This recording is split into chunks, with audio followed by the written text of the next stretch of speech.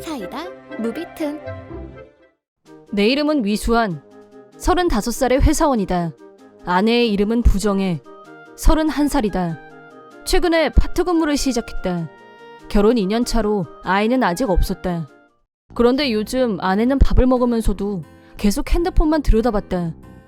그거 참, 밥 먹을 때만이라도 핸드폰에서 눈 좀 떼는 게 어때? 이게 뭐 어때서? 내가 밥을 안 하는 것도 아니고 파트 근무하면서 돈까지 버는데 내가 내 핸드폰 보는 것도 맘대로 못해? 나는 가볍게 한마디 했을 뿐인데 버럭 화를 내면서 분위기가 험악해졌다. 갑자기 파트 근무를 하겠다고 한 사람은 당신 자신이잖아. 그리고 사무실에서 파트 근무하는 거면 집에서 가까운 곳도 있는데 굳이 왜 그렇게 먼 데까지 가서. 멀긴 뭐가 멀어. 지하철로 겨우 30분인데. 이런 식으로 아내와 말다툼하는 횟수가 늘어났다. 맞벌이 부부가 되니 얼굴 볼 시간이 줄어서 그런 거려니 처음엔 그렇게 생각했었다. 하지만 아내의 귀갈 시간이 갈수록 늦어지면서 혹시 딴 남자가 생긴 게 아닐까? 라는 의심이 고개를 쳐들기 시작했다. 동료가 같이 밥 먹고 해서 라든가 오늘 잔업해야 돼 라든가 매번 그럴듯한 핑계를 대긴 됐지만 나는 아내에게 남자가 생겼다는 느낌을 지울 수가 없었다. 아내의 핸드폰을 몰래 봤다. 하지만 불륜 증거를 찾지 못했다. 상간남과 찍은 사진이나 동영상 같은 건 전혀 없었다. 메시지도 수시로 삭제하는지 역시 찾을 수가 없었다. 그래도 불륜 의심을 지울 수가 없었다. 분명 뭔가 있는데. 소개팅 앱 그것도 3개씩이나. 아내가 한시도 핸드폰에서 눈을 떼지 못했던 건 이 소개팅 앱을 눈팅하느라고 그랬던 게 분명했다. 그렇지만 앱에서도 결정적인 증거는 찾지 못했다. 대화 내용도 전부 삭제하는 건지 다른 곳에 저장하는 건진 모르겠지만 전혀 발견하지 못했다. 소개팅 앱에 등록한 것만 가지고 불륜 증거라고 주장하기에는 턱없이 빈약한 느낌이 들었다. 이걸로는 위자료 청구는 어림도 없을 게 뻔했다. 그럼 이제 어쩐다. 나는 아내가 사용하는 소개팅 앱에 직접 등록해보기로 했다. 이름은 가명이 좋겠지? 한수위로 하자. 본명을 뒤집어서 대강 가명을 지었다. 프로필은 35살의 회사원, 기혼자로 적었고 사실대로 기재했다. 의외로 아내 프로필을 쉽게 발견했다. 아내의 프로필도 팩트에 가까웠다. 그렇다면 메시지를 보내볼까나. 앞뒤 다 생략한 무의미한 말들을 주고받으며 무의미한 대화를 이어갔다. 갑자기 깊숙하게 들어가면 의심을 살 수 있기 때문에 며칠 간격을 두고 메시지를 꾸준히 보냈다. 한수희라고 합니다. 아내 모르게 그쪽하고 만나고 싶은데 괜찮을까요? 나는 소개팅 앱에 푹 빠져있는 아내를 낚기 위해서 밑밥을 깔았고 적극적인 자세를 취했다. 아내의 대답은 빨랐다. 제가 이래봬도 베테랑이거든요. 궁금한 건 뭐든 물어보세요. 근데 우리 둘이 따로 만나는 건 좀 이르지 않을까요? 바로 걸려들 줄 알았는데 아내도 생각보다 호락호락하진 않았다. 하지만 아내가 불륜 중이란 걸 알아내는 데는 성공했다. 다음날 아내와 같이 저녁을 먹는 중이었다. 아내가 핸드폰을 보다가 말고 고개를 들더니 지나가는 말로 이렇게 말했다. 일요일 날 나 친구 만나러 가도 되지? 집에 좀 늦게 올 것 같긴 한데 괜찮지? 얼마나 늦게 올 건데? 몇 시쯤? 늦어도 8시엔 들어올 생각이야. 예전 같으면 그럼 저녁은 나랑 같이 먹으려고 그런 건가? 라고 살짝 기대했을지도 모른다. 하지만 지금은 한밤중에 들어오면 의심받을까봐 안전하게 8시라고 말하는 것에 불과하다는 걸 이미 간파했다. 아내는 불륜을 들키지 않으려고 나름 최대한 경계하면서 행동하는 것 같았다. 일요일 심야 시간, 나는 소개팅 앱으로 아내에게 메시지를 보냈다. 물론 가명 아이디를 이용했다. 아내가 오늘 불륜남과 만난 게 사실이라면 기분이 업되어 있을 게 분명했다.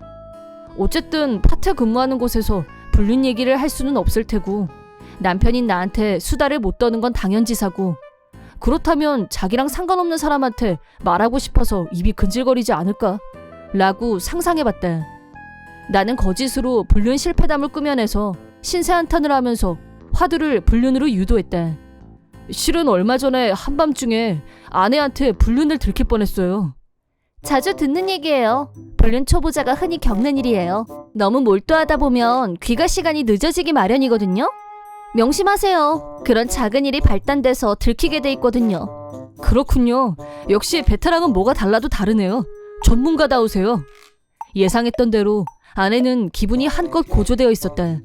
대답이 평소보다 훨씬 빨랐다. 핸드폰의 결정적인 증거는 절대 남겨두지 않을 것. 귀가 시간은 적정 시간을 지킬 것. 그리고 어떤 상황에서도 냉정하게 대처할 것. 이것만 조심하면 불륜을 들키는 일은 절대 없을 거예요. 특히 배우자가 우리 남편처럼 멍청한 타입이라면요. 그게 그렇게 간단할까요?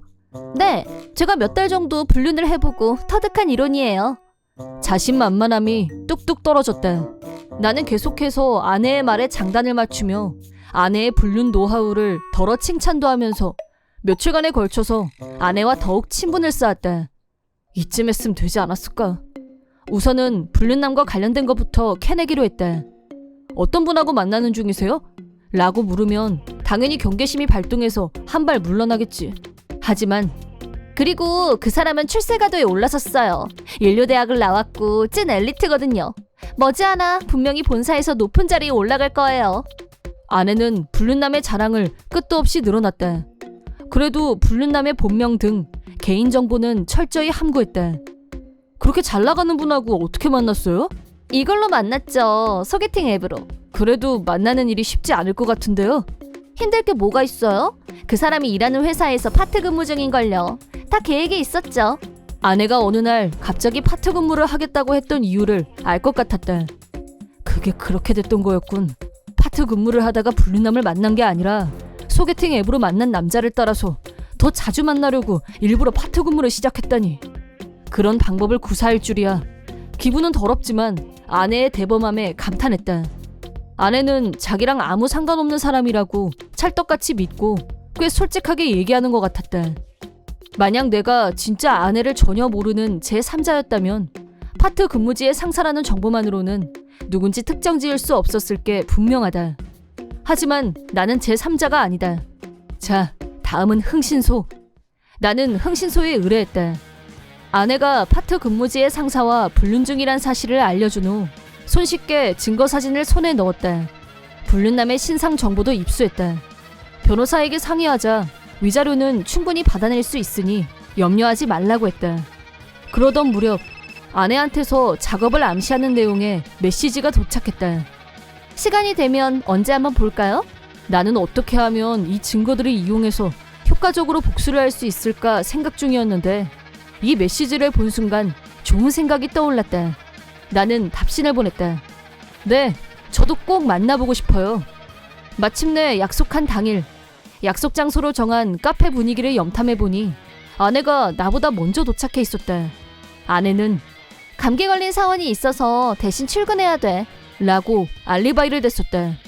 하지만 실제는 카페에서 여유있게 차를 마시고 있다는 사실.